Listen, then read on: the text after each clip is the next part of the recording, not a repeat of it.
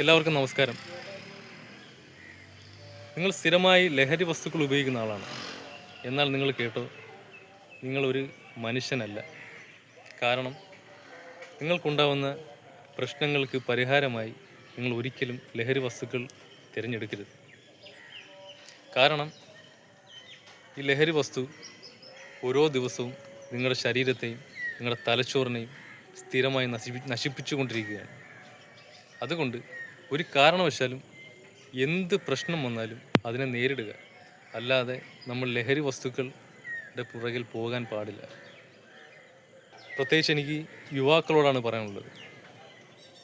ഒരു രാജ്യത്തിൻ്റെ നട്ടെല്ലെന്ന് പറഞ്ഞാൽ യുവാക്കളാണ്.